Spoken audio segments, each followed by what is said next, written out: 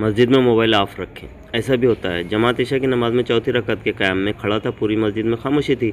जब अचानक मेरे साथ खड़े लड़के का मोबाइल बजने लगा। उसने जल्दी से अपनी पैंट की पॉकेट के बाहर से ही मोबाइल का कोई बटन दबा दिया तो आवाज़ बंद हो गई। जब हम तशहद में बैठे तो इस लड़के को एहसास हुआ कि मोबाइल से किसी की हल्की हल्की आवाज़ आ रही थी। शायद कॉल कटी नहीं थी बल्कि रिसीव वाला बटन दब गया था। इसने तशहद में बैठे बैठे ही कॉल काटने के लिए कोई बटन दबाया, मगर शुमा किस्मत के स्पीकर ऑन हो गया। मस्जिद में मुकम्मल खामोशी थी, इसलिए पूरी मस्जिद में मोबाइल के स्पीकर से आने वाली आवाज़ गूंजने लगी। हेलो जान, अभी तक नाराज़ हो? आप बोलते क्यों नहीं? जान प्लीज़ एक बार बात कर लो ना। पक्का अब लड़ाई नहीं करूँगी।